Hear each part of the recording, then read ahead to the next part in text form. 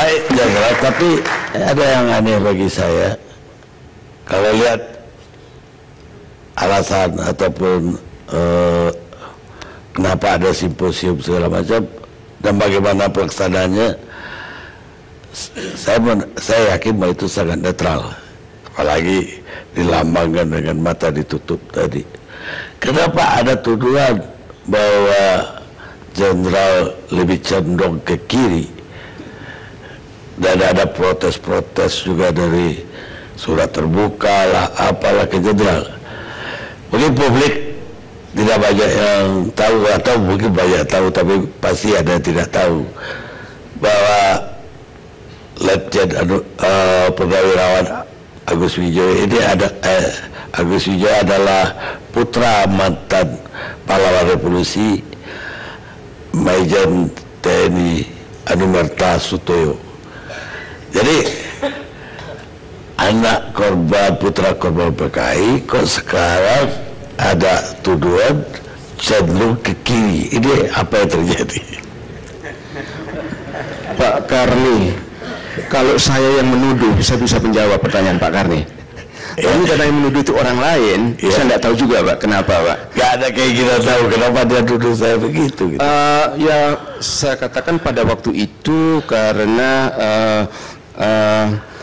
banyak yang menolak untuk hadir dalam simposium, sehingga praktis memang pada waktu itu jumlah yang lebih besar itu terdapat dari golongan kiri.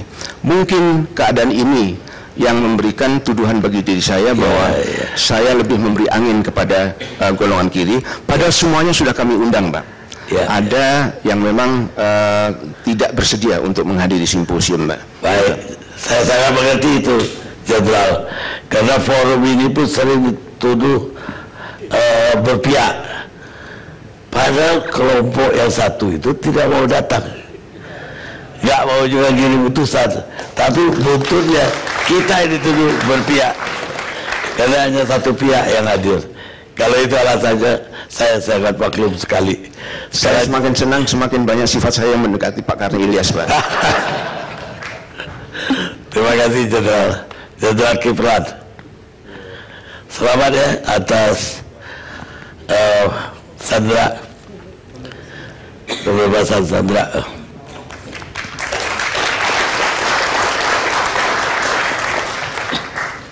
Assalamualaikum warahmatullahi wabarakatuh. Jenderal dianggap kalau tadi ada tuduhan ke kiri, Jenderal itu dituduh ke kanan, makanya ada di sini. Ya, biar ada kiri ada kanan kan balance-nya. Kalau kiri ada nanti kan tidak balance. Biar ada pandangan, silakan pandangan. Terima kasih Pak Kani, khususnya para pemirsa seluruh Indonesia dan seluruh para hadirin. Terima kasih atas doanya.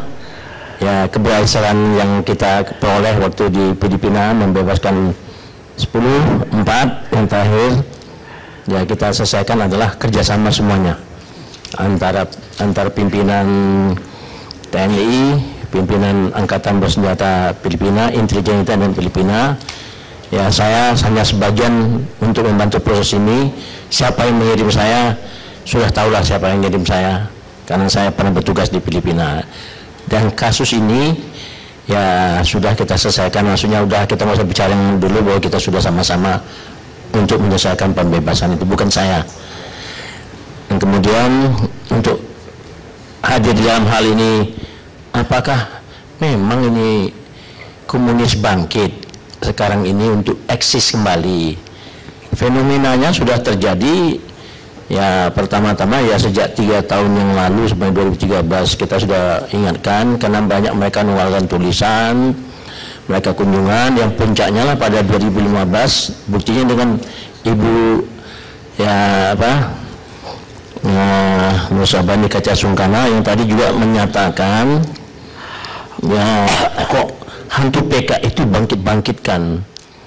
Bukannya hantu PK dibangkit-bangkit, memang bangkit, saya lihat kok. Ya, satu fakta yang terakhir ini, Al-Quran dirobek di mana, di pesantren di daerah Garut, di Ambon, dipijak-pijak. Itu cirinya mereka seperti Kanigoro 65, PI itu sedang ngaji di masjid, ya masjidnya dipijak, Qurannya dibakar. Dan pesantren-pesantren yang 65 juga diserang, 48 juga sama, itu kasusnya kita melihat.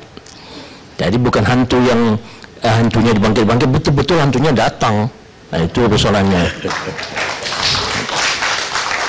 Bu Nur Sobhani itu kemudian itu tidak konsep mengenai masalah ya memberangus buku-buku ya toh.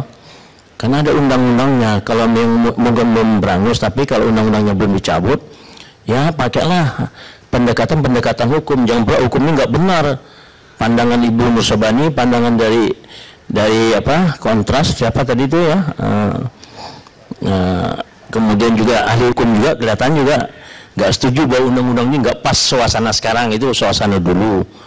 Tapi undang itu berlaku sampai sekarang. Jadi kalau kepolisian sama TNI itu melakukan gerakan bukan karena fobia, tapi TNI takut nanti dikatakan bahwa TNI nanti kalau membiarkan termasuk kena hukum juga, karena ada bangkitnya disampaikan, serahkan ke polisi yang memproses apakah benar atau tidak. Ya, jadi hal ini Ibu Nur Sobhani karena juga membela dengan apa pergi ke Belanda, membela PKI, membela orang-orang yang tertindas, itu udah kelihatan.